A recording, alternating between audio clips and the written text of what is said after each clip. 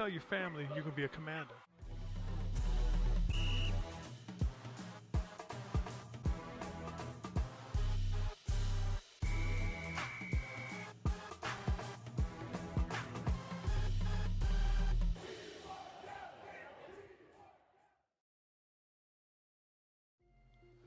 All right, what's happening, everybody? What's good? Welcome to the call-in live show. Supposed to do it yesterday, but just ended up too busy. That video recording ended up taking an hour 20 by itself, let alone all of the editing and stuff. And then by then, it was just so late. So I was like, man, we just gonna have to do it tomorrow as in today. So what's happening, y'all? We got London first. What's good? Mr. Jones second. What's good, Rich? Oh, yeah, I saw your comment, and I tried to hurry up and mute it. But yeah, that's when I say I got that stupid guitar in my ear when nobody's called in yet. That's the guitar I'm talking about. That's the exact guitar I'm talking about. What's good, Cameron? What's good, Zest? What's good, Emilio? What's happening? What's good, everybody? Yes, sir. We played Thursday night. I will be live streaming that. You're going to the Thursday night game. That's what's up. Okay. Is that in Chicago or is that in Maryland? Where is that game? I'm trying my best to see if I can try to coordinate going to the Falcons game. I mean, it's 15, 20 minutes away. There's really no excuse for me not to go. What's good, TJ? What's good, Calvin? What's good? Let me go ahead and put the information up there because I know my boy Calvin likes to call in. Now my boy Rich likes to call in. What's happening, everybody? What's good, Go? Okay, cool. So it's a home game. Oh, yeah, there's no excuses. We're already a 5-point favorite. I think we should win by more than that, honestly. I think I may take the over. But that's all depending on if we actually play how we played against the Eagles. If we play against the Bears, against this upcoming Falcons game, the Giants, how we played against the Eagles, we literally should win all three of those games. But tend to play to the level of our competition. Hopefully things are different under Eric Bieniemy and Sam Howell. Hopefully things are different. But the way we played the Eagles, we should have beat the Broncos. We should have never been down 21-3 to the Broncos. If we play the way we just played against the Eagles, against all of these other opponents, we should easily make the playoffs.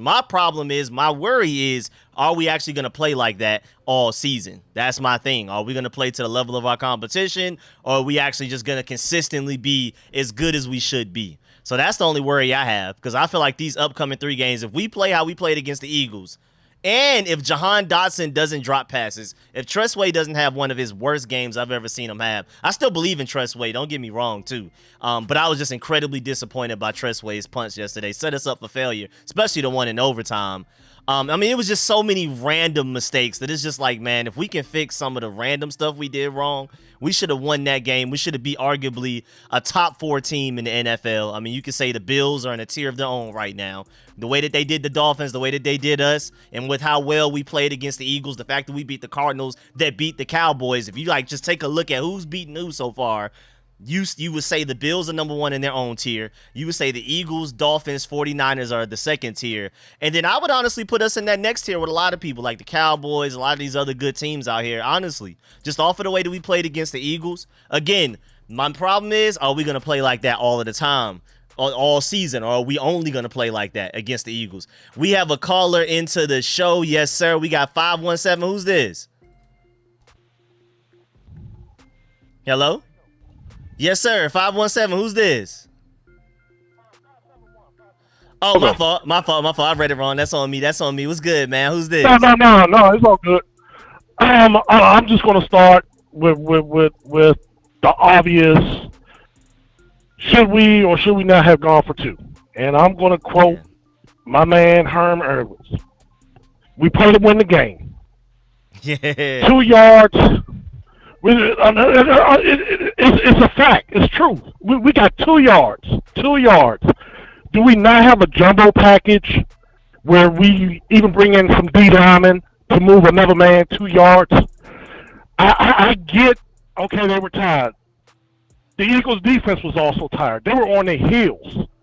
So electing to not go for the 2 actually gave them win. So by electing to not go for 2, we had to score a touchdown to win the game. A field goal wasn't going to do any good. So I feel at that moment, the advantage was to us. The advantage was on our side to just come up with something to get 2 yards to win the game. Instead of, okay, yeah, we won the toss, we got the ball, but we have to score a touchdown to win the game. and it's easier to go to 2 yards than go 75 yards. Yep. So I mean, just to take a 5-minute break from one point and then run back out there to start again. Now we have to go 75 yards, vice the 2 yards that we needed to win the game. Yep. Other than that, the game was good. It did well. It wasn't a national game, but Philly fans Philadelphia already know we can play with them. We beat them last year with a lesser quarterback and an idiot for offensive coordinator, and we still beat them. So they know we have the capability, and I get upset because it's games like that we have to win. Yeah, the moral victory, yeah, we played y'all close, but also use another reference, like Paul Walker said, I almost beat you or I almost had you. It's not, almost isn't good enough. Yeah. I mean, knowing how we play, because you just mentioned it, we tend to play to our opponent's capabilities sometimes. So it's no guarantee that these next 3 games are in the bag, although we probably should win at least 2 of them. Because any division game is a coin toss. So the Giants have looked bad, and then they've looked good. So you never know which Giants team is going to show up either. So I just felt we let one get away. The link got quiet. They were scared. Yeah. So we basically gave them a victory, so to speak. You know what I mean? Because the kicker was automatic. So he would have hit that from 60. So that's the only thing. Of course, there's work improvements to be done, especially on the defense. We have to shore up the middle. It's just that's been my problem with the defense. The middle is so soft. Forbes got baptized, so hopefully he's. Yeah. He definitely got baptized. So it's not as easy as he probably thought it was, and now, and then he's going to face some more headbangers. He's going to see CeeDee Lamb. So he has some receivers, good receivers, even the one in Chicago that just got back. So it's not going to get easier. So I'm just upset. I really feel we let one get away when we for 2 yards, basically. Yeah, I feel that. For me, like, the biggest thing was his excuse was that we were tired. And I mean, just, one play versus another 15, and even then, like, if we're tired, imagine how tired the Eagles defense is, because the defense is normally going to be more tired than the offense, just because the offense can make substitutions. Exactly, and that's my point. It's like, okay, basically, we need a lineman to give a good push. So, you mean to tell me, we've seen many teams do it. Chicago started it when they brought in William Perry. You know what I mean? Just get some fresh linemen, reserve or defensive linemen, to get in and push a man 2 yards. Okay, we got the ball back, but now we got to go 75 yards, and we have to score a touchdown. Field goal does no good. So, yeah, that was it. Yes, sir, man. I appreciate. I want to save you in too. Who's this? I want to make sure I save you in. Oh, go. Yes, appreciate sir. You, I'm always watching you. Yeah, I see you in the chat all the time, man. Yeah. I'm always here. All right, bet, great work, man. Appreciate you. Yes, sir. All right. All right, man. Have a good evening. You too. Yes, sir. Then next we have a 919 number. Then we got my boy Merle. Then we got my boy Ivory. Then we got my boy Thomas in the building. Let me go ahead and bring on the next caller line, the 919 number. Who's this? 919? Hello? All right, let me go ahead and save you in. Who's this? Isaiah Jackson, Washington Commander fan. All right, bet. You said Isaiah? Yes. Yep, let me go ahead and save you in. What's good, man? Man, I'm just disappointed by that loss, bro. I'm just disappointed, bro. We should have just gone for the 2-point conversion. That's how most people definitely feel, for sure. Man, I gotta get it somehow. Somehow put up a good fight yesterday. I gotta get it somehow. Somehow just did pretty good. Yeah, but somehow ball. Dawson dropped the pass. Yep. That made me sad. Yeah, he dropped a few of them. John was dropping a few. Yes. Good God. Washington get their act together. Washington to get their stuff together. Yeah, man. We killed ourselves in a lot of ways in that game. In a lot of ways, that game.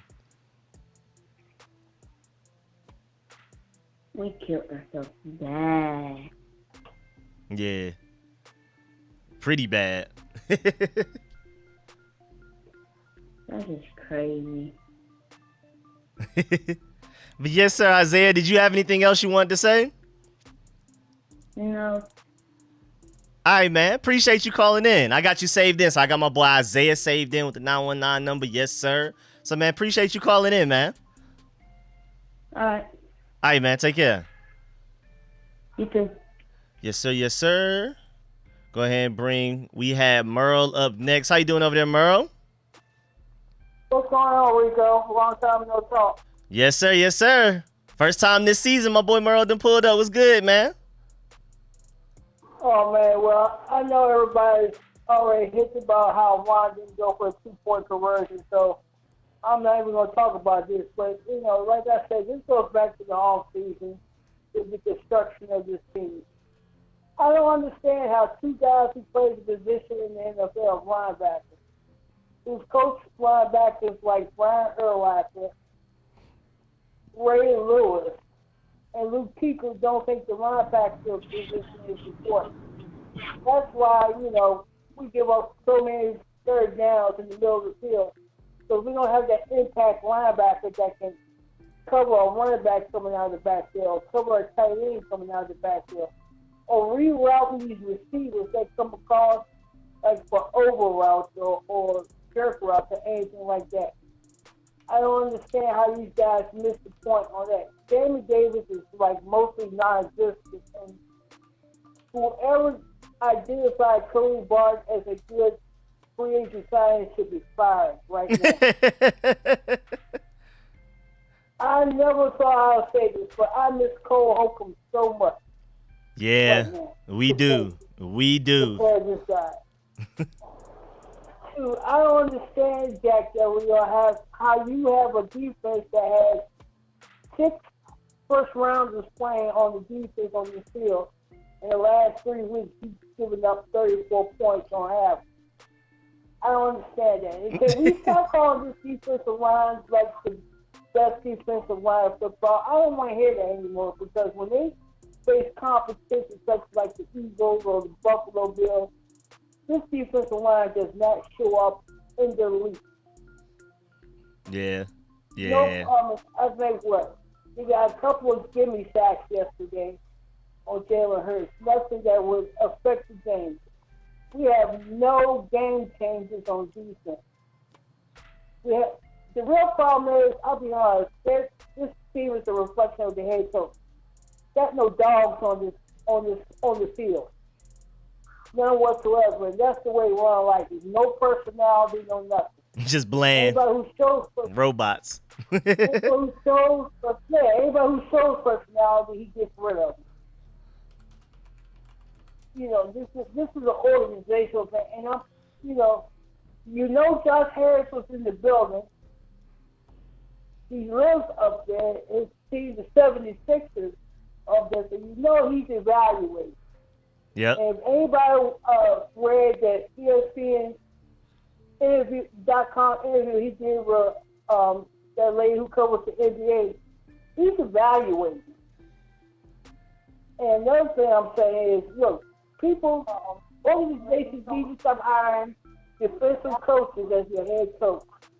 The league has passed most of these guys by. You need an offensive coach to coach these NFL teams now. Somebody who's innovative.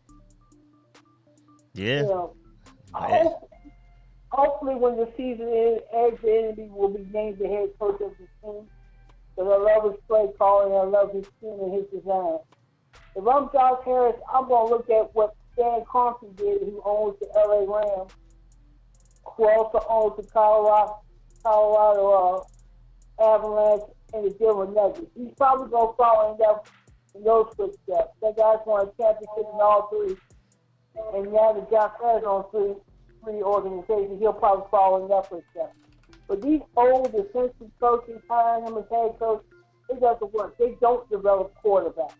They really don't. They don't know how to play a team play. Plain and simple. But that's all I got, Rico. All right, my boy Merle, man. Appreciate that. As always, man. And I'll let you later. Go Dogs. Yes, sir. Go Dogs. Yes, sir. Yes, sir.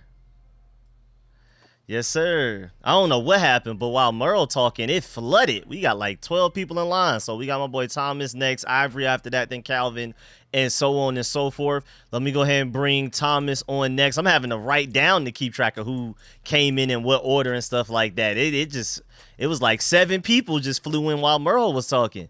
Let me go ahead and bring my boy Thomas in, man. How you doing over there, Thomas? Hey, what's up with you, man?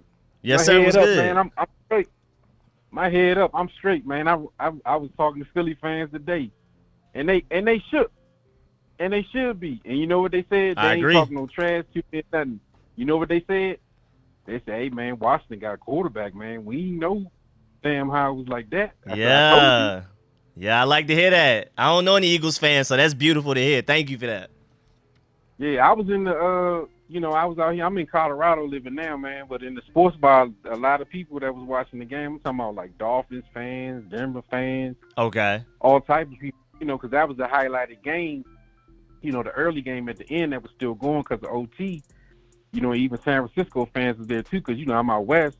And they were saying, yeah, man, like y'all looking good. And they was just like, that was just a tough break, with the call, with Terry with his foot and all that. You know what I mean?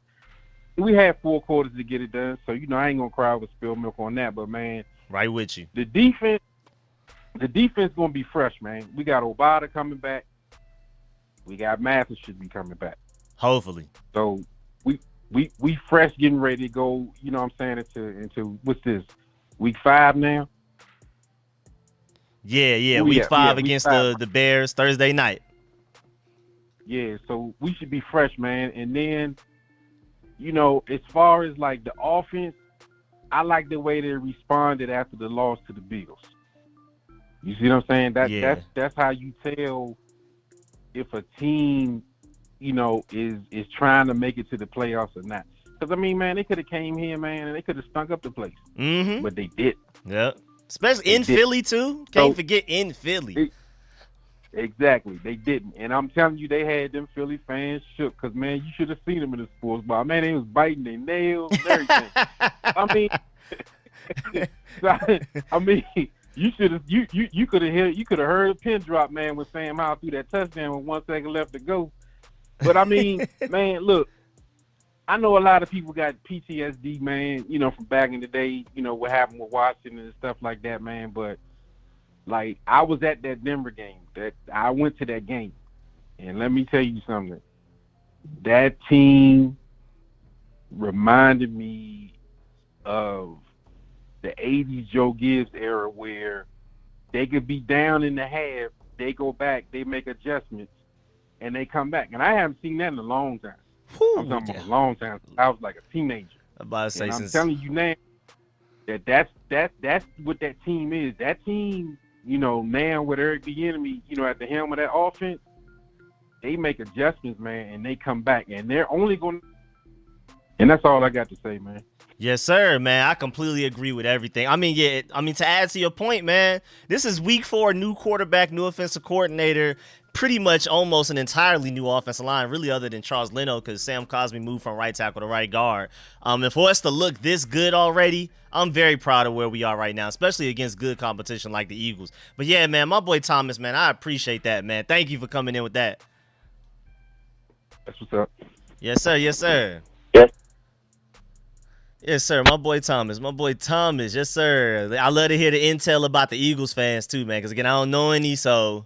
And y'all know I'm not really much like a super duper just be on the internet type of guy. So like I just haven't really seen it. But I'm glad to hear, because I felt like that's how they should feel. But to hear that's how they actually feel, it makes sense, man. There's no way they can leave that game talking crazy Like they just dominated or something. They should have lost. My main thing was the refs. Every 50-50 call, they gave it to the Eagles. I thought it was they were just gonna side with the offense with the Devonta Smith catch that I thought was a catch. They called it a catch on the field. So when you look at the replay, it's inconclusive evidence to try to overturn it. So they keep it a catch. Same thing with the Jalen Hurts fumble when Daron Payne hit his arm. Call it an incomplete pass. Favor the offense on the field. Then when you review it, I mean, it could have been either way with that one as well. Like, if it was called on the field a fumble, it wouldn't have been enough evidence to call it an incomplete pass in the replay. And then suddenly, when it's our turn, when our offense needs that 50-50 call with Terry McLaurin, instead of calling it inbounds on the field, they call it out of bounds. So that's just one of my biggest complaints. But just like my boy Thomas said, no use of really crying over spilled milk.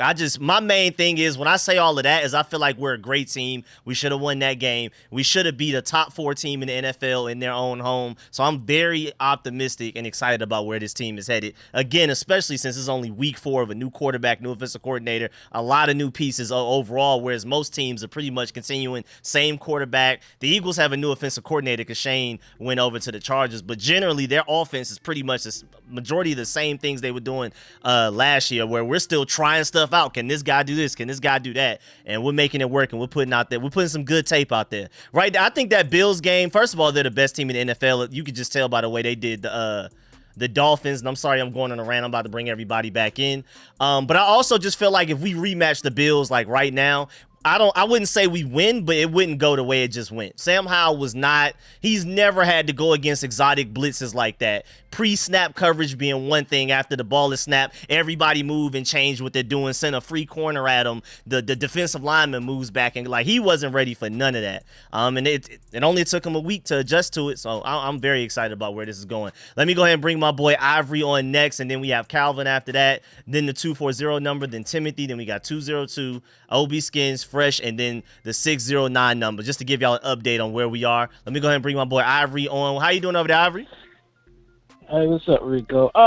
First of all, I want to talk about the offense real quick. I thought the offense was a Bieniemy game. I thought it was all about his play calling that got us up and down the field.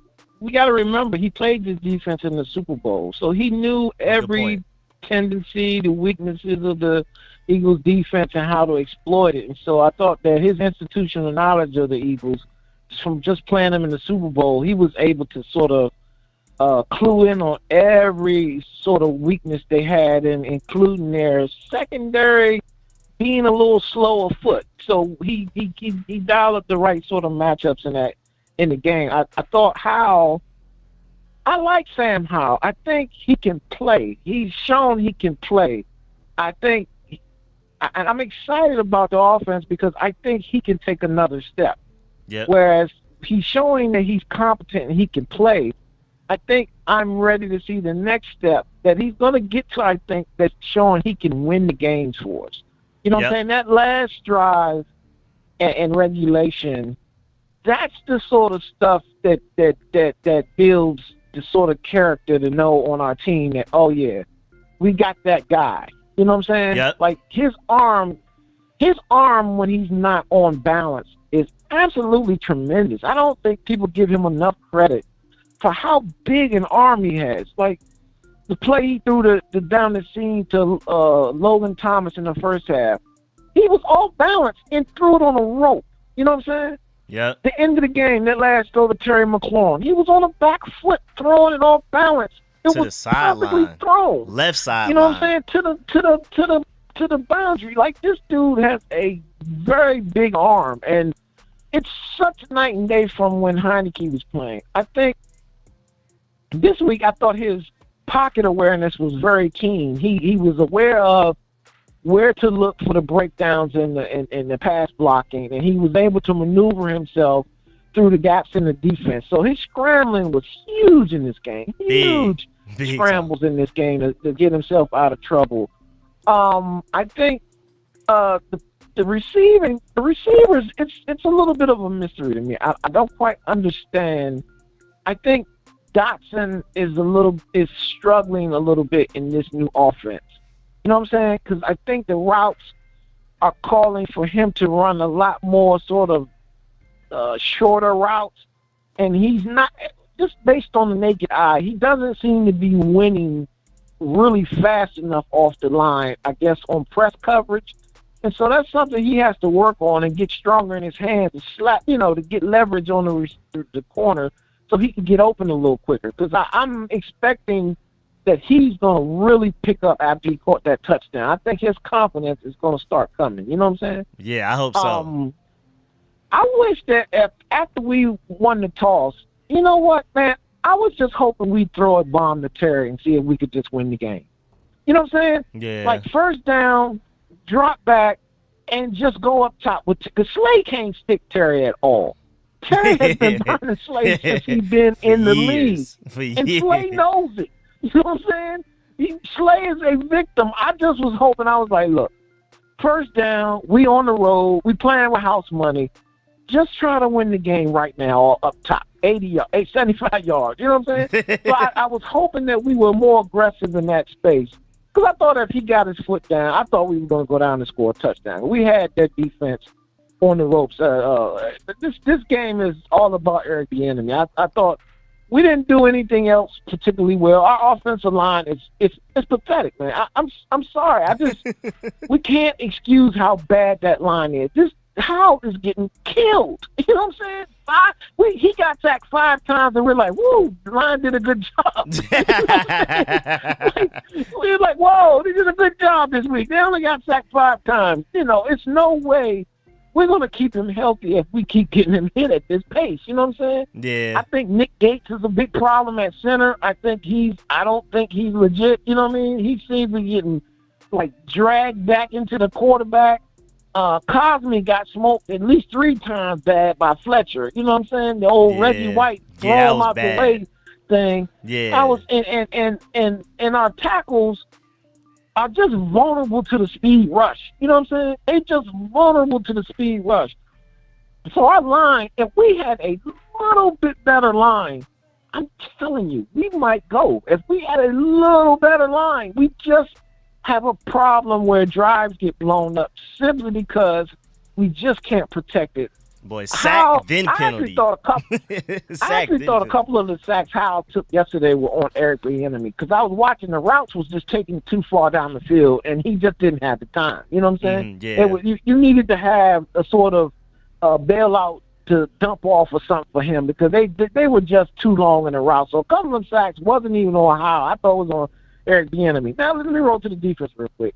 The defense is broken, and I think it's all Jack Del Rio's fault. I don't think there's a personnel issue other than Cody Barton. For some reason, we have this fixation to keep it. Jack does about having a white linebacker out there. It's not about him being white. It's just the guy is slow. Barton is slow, and he's not physical. He might be smart, but he's slow, and he's not physical at all. And I think teams are clearly exploiting him. Our coverage schemes are asinine. They don't make any sense. Like when we backed them up with the intentional grounding.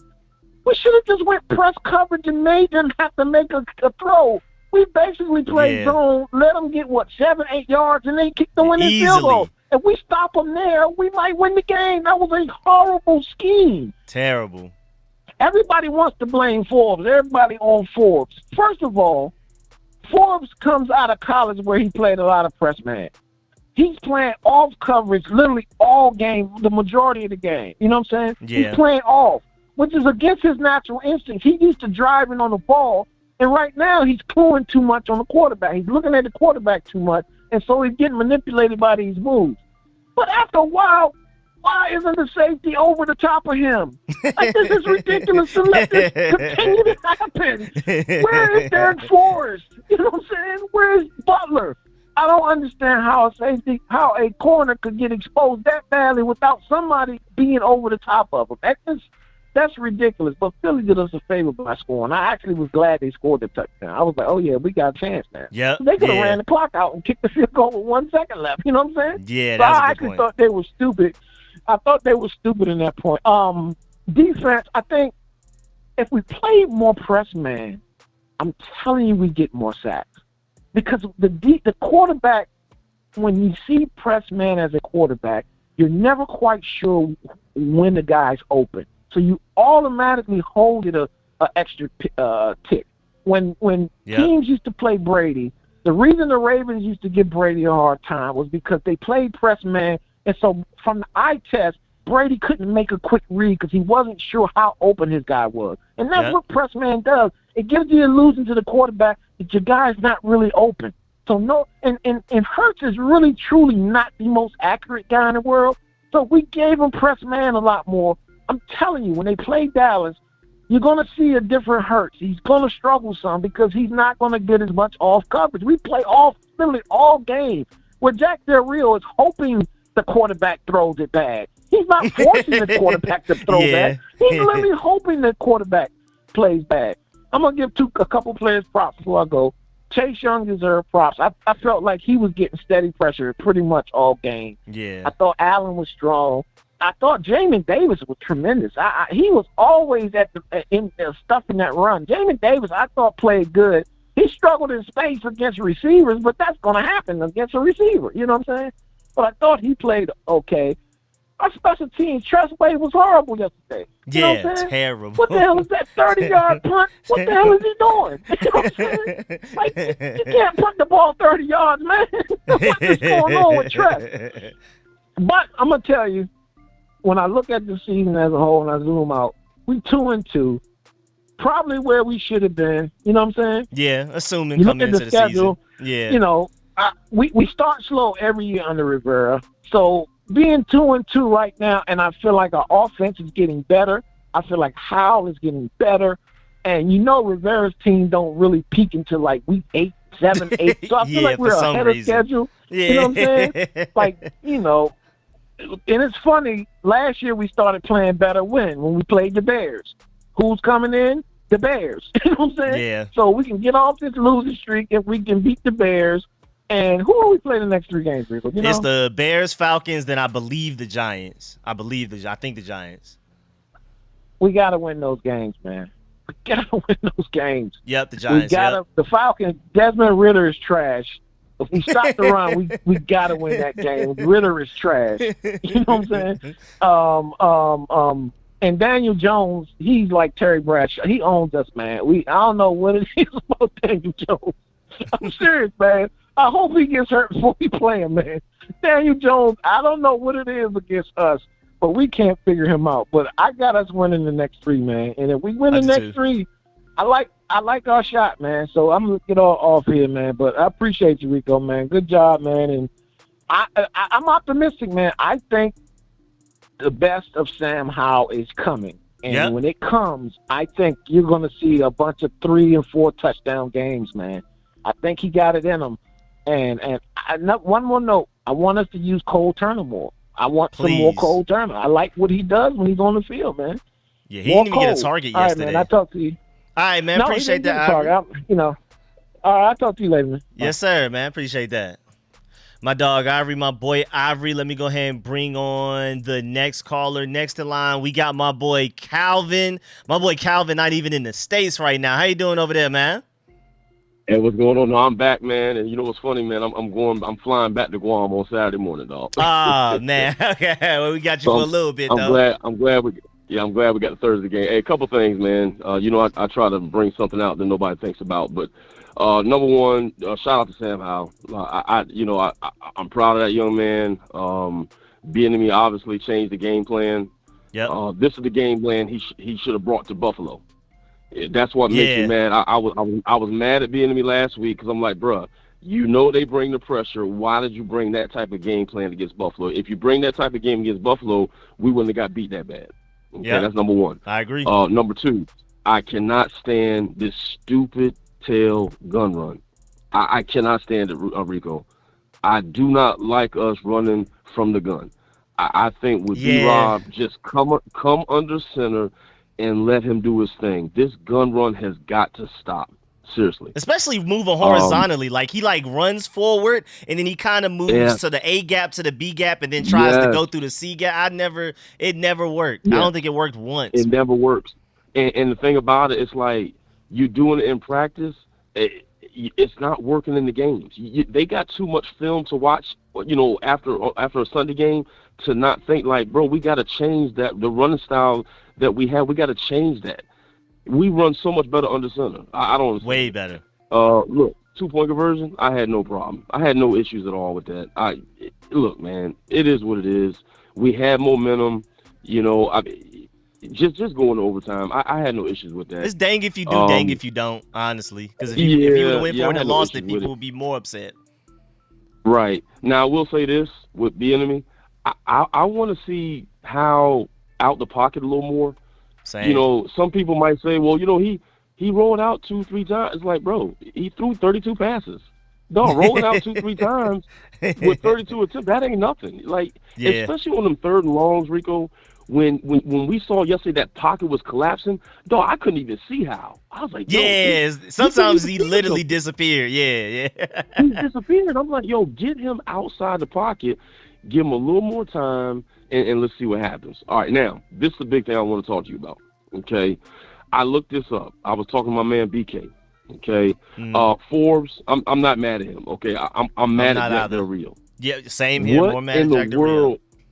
What scheme are you playing that this Joker is on A.J. Brown on an the island? Entire game? No safety help. On an island. On an island. No. And you know what's crazy, Rico? They were saying all this week that Ron had came out and said that, you know, he's been struggling with his technique. So if this Joker's been struggling with his technique, why is he on one of the top 5 receivers in the league? And top, I didn't even hear that. That's crazy. And then on top of that, Benjamin St. Juste locked them up last year. Why Fix was not broken? Why change up from that? Exactly. And another thing, where is the safety play? I'm going to tell you right now, though, everybody likes Defoe. I don't see it. I don't see how these fans think Defoe is, oh, well, you know, he had 4 interceptions last year. I'm like, bro, he is not a free safety. He cannot cover. This Joker is the only safety I know that's playing a cover one high safety, and he's always creeping up 3-4 yards. If you a high safety, you stay back. But he's always creeping up. He's always because he wants the big hit. Yeah. So this is the stat I want to tell you, though. Okay, Jack Del Rio's been a coordinator 3 times in his career. He's been 1 year at Carolina Panthers, 2002. Broncos 2012, 13, 14, and then us 2020, 21, 2022. Listen to this, Rico. The 1 year he was at Carolina, he had the number 2 ranked defense. Okay, now watch this familiarity. With the Broncos in 2012, he had the number 2 defense. The next year, he had the number 22 defense. The next year, he had the number 4 defense. So watch this: up, down, up. Watch the Redskins. Okay, no, I'm sorry. He had the number 2 defense in 2012, the number 19 defense in 2013, and the number 3 defense in 2014. So up, down, up. Okay. Same thing with us. Okay. His first year, he was number 2. 2021, he was number 22. And last year, we were number 4. So guess what? This is the down year for this defense. He's proved it in his stats.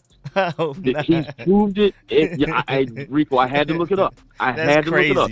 He always does good on year 1. He goes down year 2. He goes back up year 3.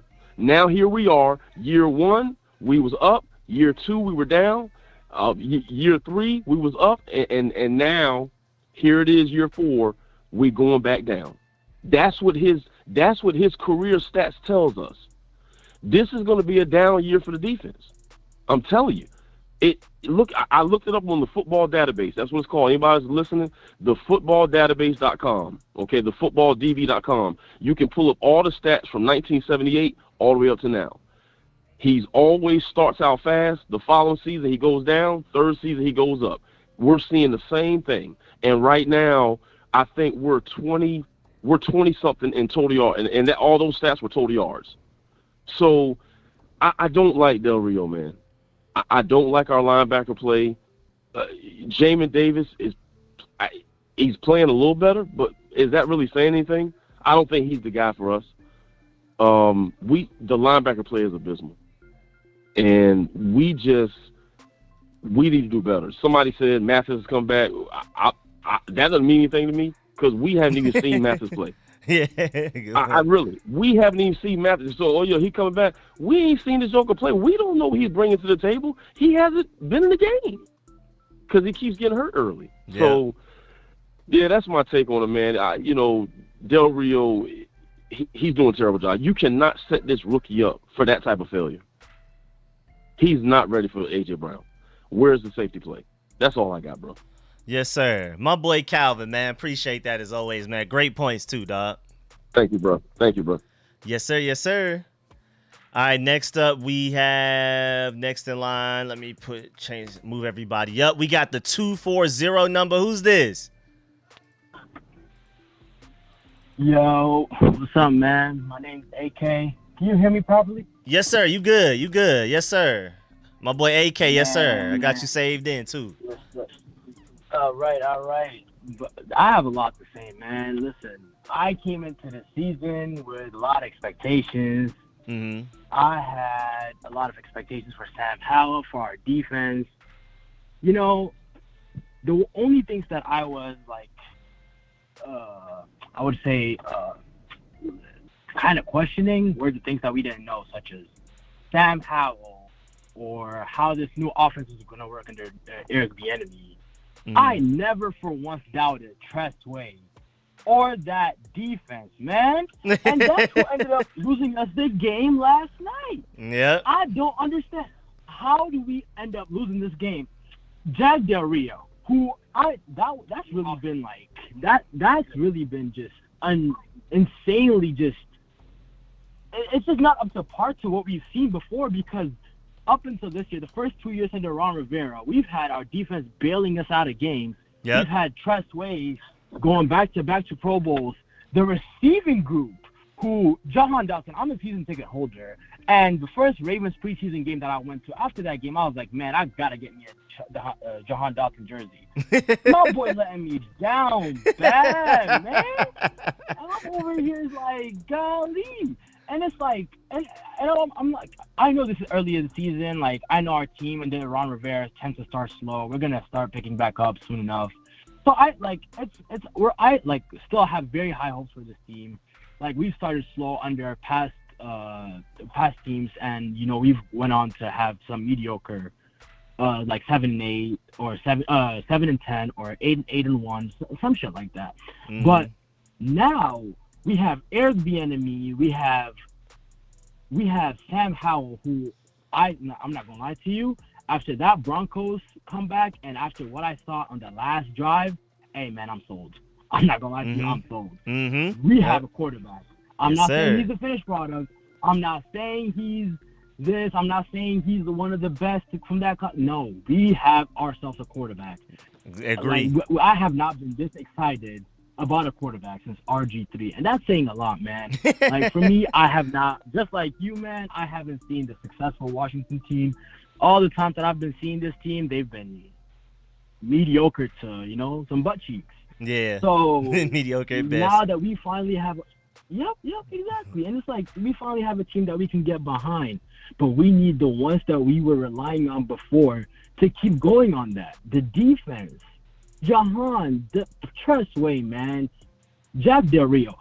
The point you made about like Benjamin St. Juste guarding AJ Brown, I was screaming that all game long. Man. You don't understand. Like, I was like, it's no way like, the thing I love about Eric Bieniemy, especially about that Broncos game, I don't know if you remember, we were losing 21-3 adjustments in game, and that's really why I want him to be like the coach next year, because Jack Del Rio sees Emmanuel Forbes getting torched play after play after play. Can you make an in-game adjustment, please? Can you make an in-game adjustment? You're watching this dude he's a rookie. Like, this is not even good for his confidence, let alone what's happening within the game and the fact that it's not working. Just for his confidence sake. Yeah. This is our first-round pick, man. You got to just put him on Zacchaeus or whatever their third-string receiver is. Put him on him. Like, have him, like, guard someone that is going, like, let him get a couple blocks. Let him get it maybe, like, even if he doesn't get a couple looks, he's like, oh, yeah, I strapped him up. Like, it's just good for the rookie's confidence. You can't just keep putting him on A.J. Brown play after play, man. That was just, like, very, very, what's it called to me? Another thing that kept pissing me off was our draft class. Our GM, hey, Jason Wright, man, hey, well, I can't really say too much because under you were. Oh, you mean under Martin Dan Mayhew? Snyder, we could say. You mean Martin Mayhew? Yeah, Martin Mayhew's hard. Yeah. Yeah, like, our GM, like, you were under Dan Snyder, whatever. But hey, that draft class from those 7, 5, I didn't see them in the game. I don't know if you did. They did not show up in any way. They did not jump at me like throughout the TV. The one guy who played got torched, and the other guy, Chris Rodriguez, was on special teams. Yeah. What our draft class this year was just like can they help us on the games, please? And if not, what are you doing here? Like, come on, we're under, this is a new era. We're supposed to be excited under this new tenure, and we're not getting none of it. We're getting I don't know, man. It's like I see a lot of improvement, but I just think we just need to clear out a lot of deadwood, and that includes some players, even our free agency class. Cody Barton, I'm sorry, that might be one of the worst contracts we've signed. Oh my God. Andrew Wiley, 3 years. Man, I'm not trying to see on your show, man, but 3 years for Andrew Wiley. I gotta put up with this man for 3 more years, man. Like, I know you won the Super Bowl with the Chiefs and all, but 3 more years for that? Nah, man, I'm sorry. Yeah, you gotta go. Like, if it was up to me, he's not starting next game. I know we don't like. I'm getting some guy off the practice squad to start next game, man. He's not starting next game. I mean, honestly, Cosme the right tackle, and then I guess Chris Paul right guard, or Stromberg right guard, something like that. Yep, exactly. And Nick Gates, hey man, you gotta stop getting pushed around like that, man. Just forget the game of football, man. Just your manhood, my boy. Bro. Like, come on, man. Like, you can't just get pushed around like that over and over again. My bad, I've cursed a couple times. You get. I don't mean to, but you get. But it's passion. like, come on, man. It's like you gotta step up, man. Just play up to your potential, because this team, man, with the way our offense is looking, the way our defense can play, the way our receiving corps can play, the way our special teams can play with Jamison Crowder, who's one of my longtime favorite players, man. Now that he's back, I just know once this team clicks, I really have high hopes. The playoffs is still within our picture. I agree. I know you talked about no moral victories yesterday in your end of in your show, but I so agree with that. But I've never walked away this happy after an L, because I saw things that I know we can build on. Because at the end of the day, results matter, but the process and what you see in the game, what you can build on, we had so much of that. And man, the Commanders, the Washington football team, whatever you want to call this team, hey, we're on the way up. And it's everybody. We just need one of these primetime games so the world can notice, so the media can notice. I agree. Because us, the fans, we see it. Thursday night. We see it. This Thursday night against the Bears. Everybody gonna be watching. The Thursday night against the Bears, they definitely gonna say a lot about us. We're gonna announce ourselves to the world. I think we might even beat them by by at least 14. That's my prediction right here, right now. We beating them by at least 14. Justin Fields, with the way he cannot read the defense and all, Jack Del Rio, prove me wrong. Prove everybody in this call that talk crazy about you wrong. Because, right now, your job looking shaky, my boy. Ron Rivera, with these game time decisions, man. Oh, my God. Not going for that, too, at the end. I don't even want, I know it's easy to look back at the game and, do hindsight is 20/20. Mm-hmm. But, it's just too many of these decisions, game after game after game. Why do we only have one timeout left with, a minute and some? It's there's too many decisions that this dude does. That's just if we're trying to actually achieve what we want to achieve and what this new ownership wants to achieve, I don't know if Ron Rivera is it. I don't know if Jack Del Rio is it. Jack Del Rio, you still can prove me wrong. Ron Rivera, you absolutely cannot. We better start looking for a new offensive coordinator, because EB needs to be our new coach next year. Thanks for letting me call today, man. Go Commanders. Yes, sir. Appreciate that. My boy AK, first time call, great call, man. Appreciate that. Yes, sir. Yes, sir. Yes, sir. Now we got my boy Timothy up next. Let me move everybody's names to the left. Move everybody's names up. We got my boy Timothy up next. How you doing over there, Timothy? I'm good. I done started my timer, bro. I know you got a timer. I know there's a lot of people you got waiting. I'm not trying to take up all your night, so I'm going to use my time. I'm going to bounce. I bet. But can't say a lot more than what most people said. I'm already thinking about Thursday. I'm actually going to the Bears game. I want to see a good game when I'm going to a game in person. I just spent my money on it. It's one thing to be disappointed at home. It's another thing I can give you my money. I'm getting disappointed. I'm not trying to see that. I'm not trying to go down 3 games in a row. I already didn't want to lose against the Eagles. The divisional game, so that hurt. Like, I like what I saw from Sam Howell getting the ball out quicker.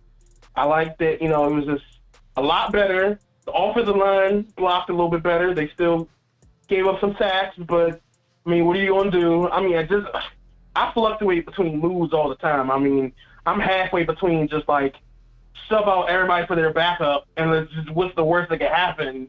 And, like, it's crazy, man. But, like, my hope with the Bears game is that we don't, I'm not going to use the term play down the competition because that's kind of, people say that's kind of rude, but I'm like, the Bears kind of are on the upswing. I know they didn't win the game against the Broncos, but, like, Justin Fields might have a little bit more confidence because, I mean, they did give up a lead. I think they were up, like, 28-7 on the Broncos, and, like, they let them come back.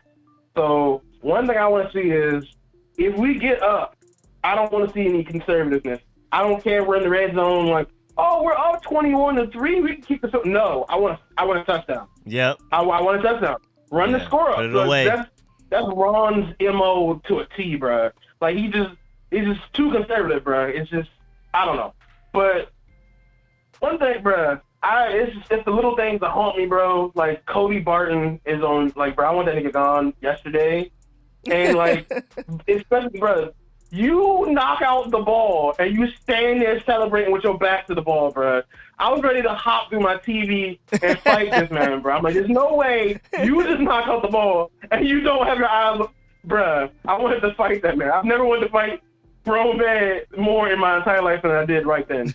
But just, I don't know. Honestly, I'm sure I want to be in this. I know that the Cowboys were in this situation at one point, like when they were like, "Oh, our offensive coordinator is going to go and our defensive coordinator." Bruh, just if you want to raise up Ron to like some offense in the building, that's fine. But we can't lose EB, bruh. Like we haven't had a good coordinator in a long time. Like you seen coaches out here that can do both. Let him be a coach coordinator. Like, bro, I'm not with him leaving at all. Don't let him leave the building. I agree. But yeah, I wish I had more time. My time is done. Like I said, I'm a man of my word. My time is done. I'm gonna have to catch you next time. All right. All right, appreciate that. My boy Timothy, yes, sir. Make sure you call back. Well, since the Thursday night game will be at 8 p.m., it won't end until like 12:01. I'm going to try to see if we can do the call-in show that night, but may just end up doing it Friday. We'll see. I'm going to have to see because that's going to be a tough one.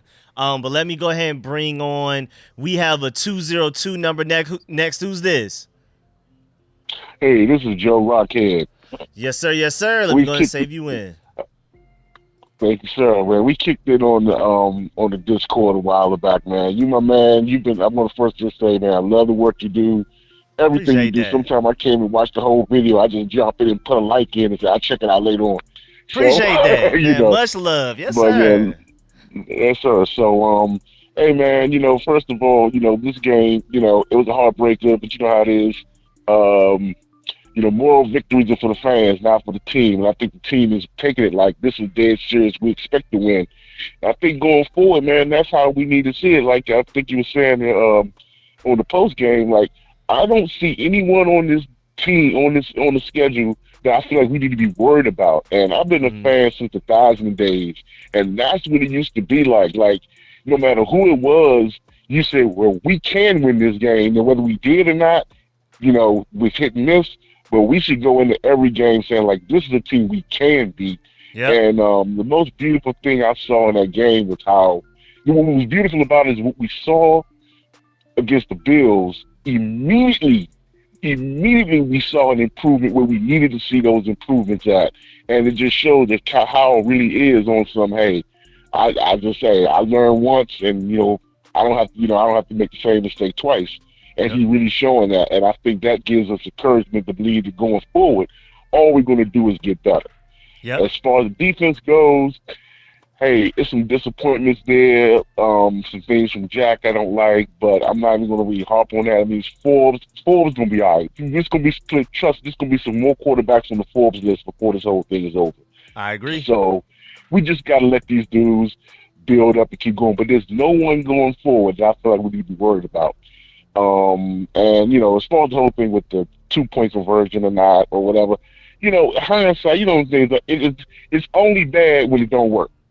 Then as soon as it don't work, then everybody's an expert and knows what we should have did. You know, so who really knows? Because it'd have been a situation where it could have been anything would have went down that play. We can't deny that they had a very good defense. They would have been up for that 2-point conversion. I'm not saying they don't have any flaws and it couldn't have happened, but it was no guarantees. And that would have been a definite loss without even a chance. Yeah. By kicking the field goal, extra point, we at least knew that we was having some chances. We would have had more than just one shot at it. And I think that's what he was gambling. Why he said it was because of the exhaustion, I think that's what I didn't like. Yeah, same here. You know, like just say like, hey, I felt like, you know, we had a better chance than whatever. But you know how Ron is. Sometimes he just be saying stuff, and then later on he gotta like, you know, hope we forget it or try to clean it up. Yes, I don't know why he even still just let Bieniemy handle all the press conference questions at this point. Yeah, so we can get a few curse words and then drag out behind across the finish line. Yeah. But anyway, now I'm not going to go. It's a little predictable now, right? Yeah, same and thing. Then a few third-person references. What Eric the enemy going to do is this. It's a formula. It's a formula, but hey, it works. But look, I'm not gonna give you a whole 5-minute speech on a 3-minute time clock. I just want to say, hey, this week coming up. I mean, these days coming up. It's a blackout game. If you're from the DMV or you're in the area, you're going to go to the game, wear your black jerseys. Oh, yes, sir. Solidarity with the players on the field. Forgot about that. All right, my man. Hail to the commander, sir, and thank you for all you do. Yes, sir, man. Great call, man. Thank you for reminding me. I forgot it was the black jersey thing going on, too, man. Appreciate that big time. Got you saved in and all that. Still now. Yes, sir. Yes, sir. My boy Joe. Got my boy Joe saved in. Great call. Let me go ahead and go to the next caller. So we have OB Skins, then Fresh, then the 609 number, then Astonishing, then that 404 number that just called in. I'm gonna also go ahead and lock it down as well. These will be the final five callers. It looks like 5, 6. We'll see. So yeah, OB Skins. We got Fresh. Yep, yes sir. All right, so we're gonna get to it. We got OB Skins up next, and we got Fresh after that. Make sure I save that. All right, bet. Let me go ahead and bring my boy on. What's good, OB? Yes, sir. Okay.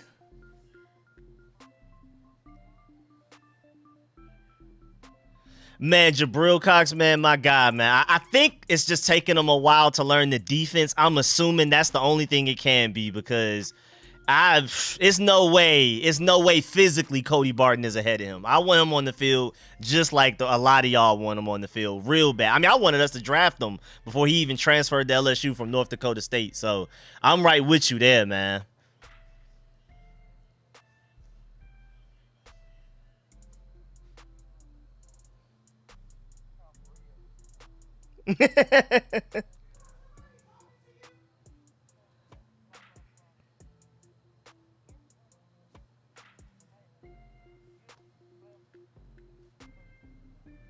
And produce junk like he produces, they'd be fired today. All that is loyalty from Ron Rivera. Because he's not looking at what he's doing on the field with that talent he's got. He's loaded with talent. It infuriates me that others that didn't have as much talent got fired, and here we are waiting on Rivera to fall back out of love to let this man go. Anyway. Yeah. Last thing I got for you. Is it possible in any type of way? Well, let me ask this first real quick. When do we say that our draft class this past year is a bust? You typically try to wait 3 years, but boy, right now the only one that's even playing is Emmanuel Forbes, our first round pick. Nobody else is even playing. A few of them on IR. The other ones are at the bottom of the roster. Didn't even make the 53. It is bad. It is. It really is. And you got to tie that around Rivera, Martin, and Herney, if he's still with us. All that's in their wheelhouse, right? Yeah. But anyway, I just, last thing hearing or watching comments on watch parties from us Commander fans. Mm-hmm. All Hal had to do was turn the ball over like first time of Buffalo last week. They're ready to bench him, bring him for set. You know what I mean? Yeah. Don't make a mistake. That people have been beating on Forbes yesterday and today. Well, if you remember, after that Brown got him on that touchdown, he come right back on that bench and started playing good ball. Mm-hmm. Yep. And there was another throw to Brown, and Forbes had a red. He didn't get no double move or nothing like that, but he had a red. So he's got the same mentality and spine like Hal does. Yep. Meaning he's got a short memory, and he's got to have that when he's playing out there on the zone. Anyway, I just wanted to unload a little bit. Sorry to hold you up. Appreciate everything you do for us, man. Much love and respect. Yes, sir, man. Appreciate that, OB. Yes, sir. All right. All right, man. Appreciate the call. Yes, sir. I agree, man. I'm not worried about Forbes like that. I think that was more of a Jack Del Rio thing than Forbes, and I do agree that he started to play slightly better as we went on. He had moments. He had good moments during the game. His just bad moments vastly outweighed his good ones, but you never saw a loss of confidence. You saw, Ron Rivera was saying it throughout practice, leading up to the game, that he was, struggling with technique a little bit. You just saw a veteran beating a rookie, but you never saw a rookie that just felt like he didn't have a chance any play. And I appreciate that from him. Even that one time he was on the sidelines and he was super upset. At least that show he cares. Like, he shows like he expects better of himself. It's not like, well, it's AJ Brown. I'm supposed to get beat. No, he was on the sideline like, man, I'm trying to get this back. So I can't wait for us to play the Eagles again. Hopefully he's a better corner by then. But what I've always been saying it, and I feel like most people know this, but I always try to repeat it all the time. Man, the toughest position to make that transition from college to NFL is quarterback number 1 and cornerback number 2. Those are the two toughest positions. It normally takes people a year because it's a big jump going from college to the NFL. So I'm really excited about Forbes. I mean, he did get baptized. He got killed. There's no disagreeing with that. But I don't think he's a waste of a pick. I think he's going to end up being a good player. And the fact that he remained confident through all of that, love it. Short memory, man. Let me go ahead and bring on the next caller. We got my boy Fresh Montana in the building. How you doing over there, my boy? Short memory, man. Let me go ahead and bring on the next caller. We got my boy Fresh Montana in the building. How you doing over there, my boy? Hello, Fresh. You there? Fresh? Fresh, you over there? All right, we'll come back to Fresh. We'll go ahead and move everybody up. Let me move. All right, so we have a 609 number up next. How you doing over there, 609? Who's this? Yo, Rico, this is TJ. I'm actually from Jersey. How you doing, bro? Yes, sir. Yes, sir. Let me go ahead and say it, my boy. TJ from Look, man, I'll be honest. Yeah, my fault. I didn't mean to cut you off there. But, you good. Usually, the Eagles game, it's a big one for me. I'm obviously surrounded by a bunch of Eagles fans, so, it's a little personal. But, last year we beat them at the Link. This year we should have beaten them at the Link. Should have, yes. And my attention goes to, once again, Jack Del Rio. I don't think he's good enough. I just think, I'm always make this joke around my friends, I wish we had somebody who wasn't as conservative as him. All jokes aside, no puns intended. But I'm on the Forbes list. I'm on the Forbes list all day. 30 under 30 for sure, whatever the list is, because I think all I want to see was the mentality of this team, right? And I'm not saying this is like a defeated mindset. I think it's, once again, a show of change. And for me, the way that they responded after getting, absolutely destroyed by the Bills, it's very, very good. It's good for the future. Yep. And, look, the sky's the limit, for the team, no matter, I guess in a 5-year time span, I think the sky's the limit. So, yeah, we got the Bears on Thursday. And look, it's another chance to right the wrong.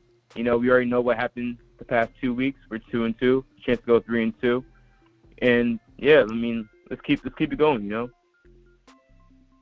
I completely agree, man. I mean, again, no moral victories, but I'm definitely more confident about our chances of making the playoffs after the game than I actually even was going into the game. Because that bounce back from the Bills game, especially against a top 4 team. The Bills and the Eagles are both top 4, at the very least top 5 teams in the NFL. And I feel like the way that we bounced back from getting embarrassed the previous game going into this game, to your point, in Philly, I'm very optimistic about where this team is headed. Yeah, exactly. Offensive side of the ball, look, Sam Howell, like I said, I think the common theme for me is the mentality part. He showed where he is as not only just a player, but as a person as well. He puts his head down and he gets to work. He does what's efficient. He does what's best for the team, and he tries to put himself and his teammates in the best position to win. So, I'm impressed with his skill set. I think we got a diamond out of the rough, especially in the 5th round, having him drop to us. And we already have, one of the more underrated receiving cores in the league.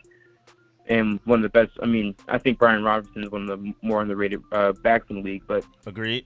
I guess looking out for the next couple of seasons, I think we're a few pieces away from making waves in the league, like for real.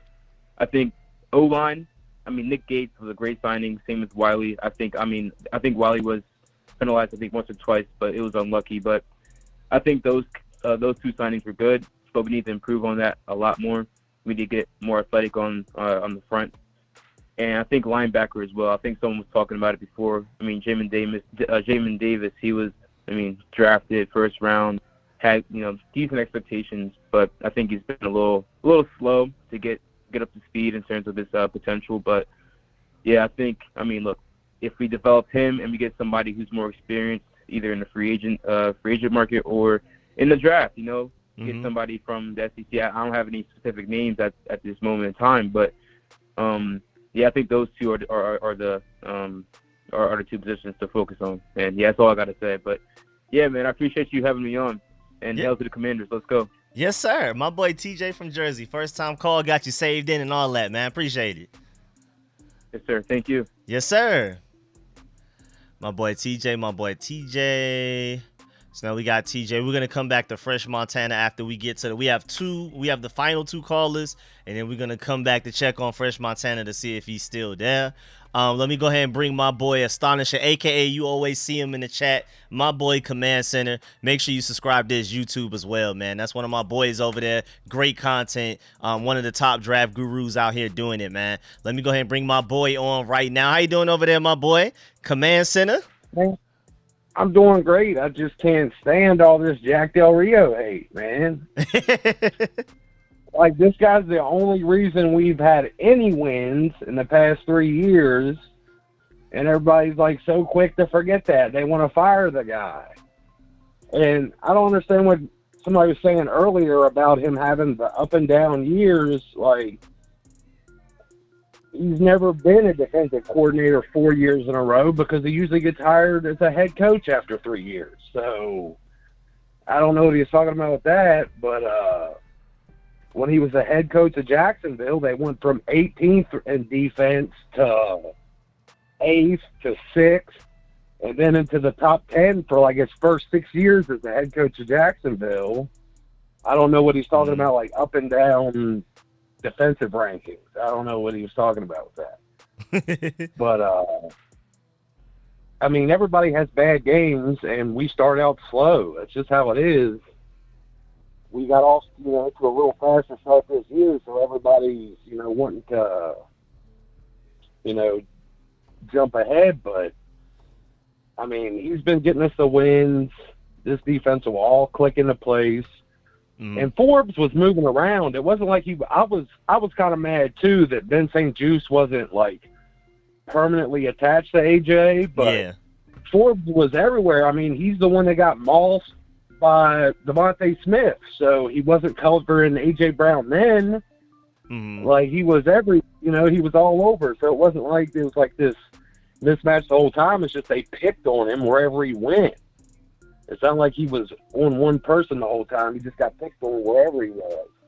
And he's a rookie. That's to be expected. It's not, Jack Del Rio's fault. It happens. But everybody anointing the enemy, too. Like, it was a great game playing this week, but it was awful last week. And you're wanting him as head coach, and you're worried about Ron Rivera and the players he picks. Well, the only reason Andrew Wiley's on the team is because he came over with Eric Bieniemy. So the worst piece of the offensive line is fully on Bieniemy, and any questions about the offensive play calling is on Bieniemy. The worried about like the going for it and all that. Yeah, Ron takes the blame for this stuff, but Bieniemy is running the offense. He's calling the plays. So I don't know why it automatically, like, people just want to throw it on Ron. Everything's going to get better. I'm not hating on Bieniemy either. I'm just saying, like, it's crazy that, like, everybody is pitchforks out for everybody last week, but now it's like, let's fire the guys that are the only reason we've been getting any wins the past 3 years. It's just crazy, man. Mm-hmm. This will all come together by week 10, and we're just going to roll through the schedule. It'll be fine. We got a great stretch coming up. I mean, ooh, yeah. I don't see us. I mean, we're definitely going to split with Philly, so I don't see us losing a game until we play Miami. Like, I don't. Bears, Falcons, Giants, Eagles, Patriots, Seahawks, Giants, Cowboys, Dolphins.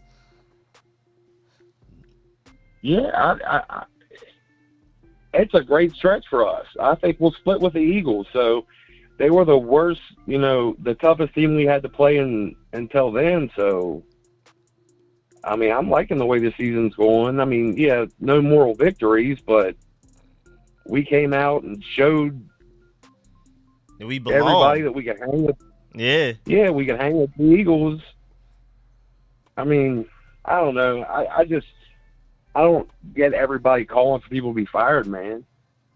It's crazy. Like, Ron built this team, like I've said before, and he did it while doing all kinds of stuff that no other coach has to do.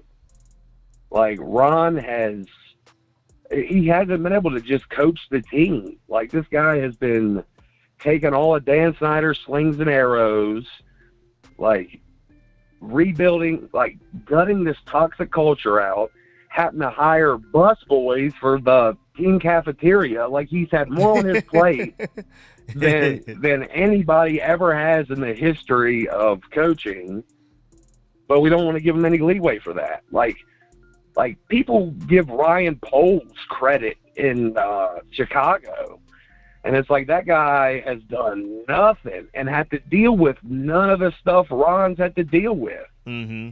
Like COVID, first of all, like, when a new coach comes in, they're supposed to get an extra 2 or 3 weeks with the team. Not only did Ron not get that his first season, he got pretty much no off season because of all the COVID restrictions. Yeah. On top of that, the man had to fight cancer. Then the DEA raided, took his team doctor. Then the IRS sniffing around, doing investigations with the team books. Congress having hearings against the team, investigations against the team, NFL having investigations against the team. Like, it is crazy the amount of stuff that he's had to deal with, all the distractions that he's had to deal with, and still, he went out and found a Sam. He got a Sam, regardless of, fifth round or what. He's built a hell of a team. People were also talking bad about the safety group, and it's one of the best in the NFL just because, there hasn't been a couple splashy plays yet. They're still holding it down out there. Like, Cam had, 8, 10 tackles, the other day. So, I don't know, man. People just really get at me when everybody's so quick to trash the team. Week 4, and we're 2-2. It's all good. And the only reason it's going to be all good is because Ron has built us a hell of a team, and he's brought in a great coordinator on both sides of the ball. We got our quarterback now. We got just about everything else. We'll shore up the offensive line with the next draft, and then we'll be playing for a Super Bowl in the next couple of years. So, Yes, sir. Yes, sir. Yeah. All right, man. I know I was a little scattershot today. I didn't have time to get myself together. I didn't realize you were streaming. Yeah, it was kind of out of nowhere. I just been super busy all last night and today, so but I wanted to make sure I got it done. I didn't want to keep saying tomorrow, so I was like, let me just go ahead and knock it out. So yeah, I apologize for it kind of coming out of nowhere. Appreciate you calling in as always, man. That's my dog right there. No problem. Take it easy, man. Yes, sir. Yes, sir. My boy Washington Command Center in the building. You see him in the chat everywhere. I know him as Astonishing, but y'all see him in the chat as Washington Command Center. And then let me bring on the final. We're going to check back with Fresh Montana after this final caller. Fresh Montana's not there. We're going to go ahead and dip up out of here. So we're going to bring on this final caller, 404. Who's this? 404? Hey, Rico. Hey, Rico. How you doing, man? This is Commander Lorian. How you doing? What's good? What's good? That's a Georgia number in the building. What's good? Hey, man. Yeah, man. I'm that Commander alumni with you down here in the ATL. Yes, sir. Yes, sir. So we're going to be at the game on the 15th. We gotta. Well, I'll be wearing my black Taylor jersey, so I'll stick out like a sore thumb because I'm 6'2" and I'm a pretty big dude. So okay. Hopefully we'll see each other in the game. All right. I bet I'm definitely trying to coordinate couple going. Things. Where am I, Sean Taylor? Yeah, man. All right, now check this out. I understand, and I can appreciate the fact that Washington Command Center is defending and has got love for Ron, right? And I get it. I mean, Ron gets credit for turning around the culture on the team that was just, unfocused, undisciplined, and unsuccessful with Jay Gruden. I mean, that was a catastrophe with him. And then, the entire Snyder era was just a complete abomination for our franchise. But just to get knock Ron out. As to why he needs to be replaced and why he's not the future for our team. We're talking about a man last year that didn't even know going into a game that we were going to be eliminated from the playoffs.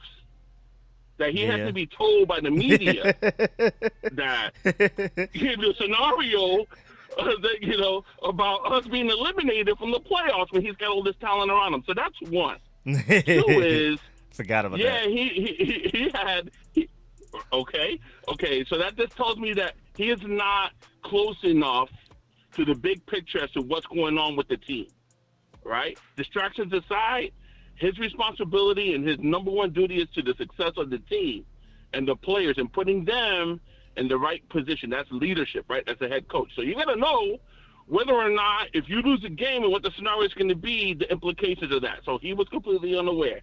The other thing, too, is, he helped, I'm sure, was part of the final say of getting Sam Howell on our team.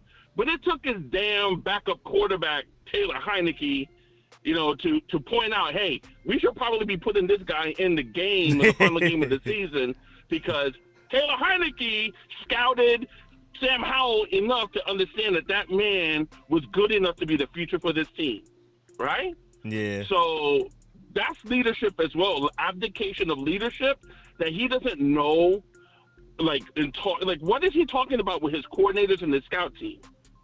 Nobody went to Ron, and Ron didn't ask, hey, how's Sam doing? And nobody other than Taylor Heineke knew that, hey, we need to play this guy. Play this guy, man. I'm going to sit. Play this guy, right? That's strike 2, okay? Strike 3 comes from, and I will trust him all day, Peyton Manning. So Peyton Manning was on the Pat McAfee show earlier today, and they were talking about, why they didn't go for 2, and what the thinking is behind that. And here's the thing. Peyton Manning is also, I think he's also like a steward of the game, and he's a bit of an ambassador, and he's not going to ruffle any feathers. But he said something that was damning about Ron, without damning Ron. So I'm a damn Ron. What Peyton Manning said in that interview was that decision to go for 2 is made before the offensive team takes the damn field. We're going to get the ball, we're going to go down, we're going to score, and we're going to go for 2. That is coached before Sam even gets on the ball on the field at the 36. Oh, wow. Does that make sense? I didn't hear, So but that way, that's crazy. The coordinator, right. So that way the coordinator and the quarterback and the coach are all on the same page. So that way they can ensure that that best 2-point conversion play is not called during the drive. Oh, okay. Okay. That comes from Tony Dungy.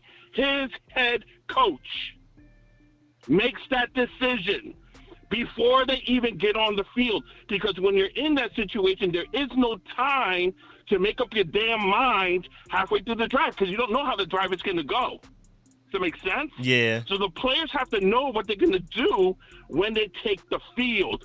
That is championship quality and caliber coaching. Ron Rivera barely has a better than 500 career win total, and he had Cam freaking Newton as his quarterback for the majority of his coaching career. He's barely over 500. Okay? So here's what I would tell you about our team. It's not the players. It's not the players. It's the leadership and the coaching. Eric Bieniemy in 4 games has the offense performing at a higher level, Bills aside, than Scott Turner had done in 3 years. The offense is outperforming the defense. The offense is outperforming the defense in 4 games. Jack Del Rio has been there damn near 4 years. Ron Rivera has been there 4 years. Why is the offense already in 4 games with Eric Bieniemy leading as the assistant head coach and the offensive coordinator already outperforming the defense, when the defense is supposed to be our strongest part of our team? Newsflash, the defense is not the strongest aspect of our team. The offense and Sam Howell are the strongest aspect of our team. Eric Bieniemy has developed Sam Howell so much more in 4 games and in 1 offseason than, JDR and Ron Rivera, who can't freaking draft a quarterback. I mean, a linebacker when they are linebackers, and Eric Bieniemy has developed Sam Howell more than Jack Del Rio has developed Chase Young in 4 years. Those are the reasons why this team is not going to be more than average, because Ron Rivera, as a head coach and as a leader, is exactly that. Average. He's average. Great quality guy, great character guy. I think those are the qualities and like the reflection of the leader. But he's not a winning head coach. He's not a championship head coach. He was as a player, and he played for a championship coach. Does it make sense? Yeah. So that's why the keys need to be turned over at some point, whether it's midway through the season, at the end of the season, needs to be turned over to Eric Bieniemy, because Eric Bieniemy is getting the results. Period. Yeah. So I'll wrap with that, man. I hope I run into you in Atlanta. Yes, sir. The Bears, man. And we're gonna watch our boys come down, and we're gonna watch Eric Bieniemy and Sam Howell obviously do a 30 or 40 spot in Atlanta. I'm rooting for what it. the defense does. All right, yes, sir. Let's go, man. Yes, sir, man. Appreciate All right, bro. that. My Thanks. boy Commandalorian, right? I got you saved in. That's it, sir. Yes, sir. Yes, sir, man. Have a good night. Yes, sir. You too. Yes, sir. Yes, sir. I love the passionate calls, man. I love the passionate calls. Let me check on Fresh Montana one more time before we get up out of here. Fresh, you there this time? My boy Fresh? Going once. Going twice. All right, so we're going to go ahead and dip up out of here. I'm going to go ahead and get us up out of here, man. I appreciate everybody that called in. My boy Fresh probably fell asleep at the phone or whatever, man. It be like that sometimes. Again, I'm sorry for this being so late. I got to figure out what we're going to do Thursday night because the game not going to end till like 12 or 1, so it's going to be even later than this. May just end up streaming Friday. I guess we'll see. But yeah, I'm gonna go ahead and dip up out of here because I'm gonna go ahead and work on some videos anyway. Go ahead and get ahead of that. I got a whole bunch of stuff to do in my room as well. So man, yeah, I appreciate everybody that called in. Appreciate all y'all in the chat. Great calls today, hilarious, very entertaining. Some great points brought up, all of that type of stuff, and not even just the people that called in, but all y'all in the chat as well. I'm not able to read every comment because I'm like literally listening to the people that's talking. But you know, I try to read as many comments as I can. Also, make sure you leave a like on the way out, and if you want to support the channel anyway, because right now YouTube is tripping. As you can see, like Nightbot says, every few or so minutes, you can support the channel by donating to CashApp $RicoScores or to PayPal WilliamAC94@gmail.com. I really appreciate y'all, man. Let's go get this dub Thursday, man. Very short week. Luckily, hey, one other positive from this Eagles game that I feel like a lot of people didn't notice is that we're not a very hurt team. There's a lot of teams out there with a lot of their primary contributors, a lot of starters hurt, like IR, gone for a long time. We escaped that Eagles game with our pride, with some confidence, and our health, most importantly. So I think going into that Bears game, it's not like we're like, oh man, we need a whole week for these certain guys to get back right. I think we're pretty straight health-wise. We're as healthy as you can pretty much be in the NFL. You're never going to be 100% healthy with the nature of this sport. I'm pretty optimistic about this team moving forward. I'm super excited. My boy Glock got to work. Gotta work Thursday night. Po baby, man. I'm gonna definitely stream Thursday night, so make sure y'all pull up if you can. I know it's gonna be a late game. I will be live streaming as normal. And man, I appreciate all y'all that called in, everybody that supports the channel. Leave a like on the way out. Shouts out to all y'all in the chat. And I'm gonna catch y'all later. Catch y'all Thursday with a live stream. I'm out.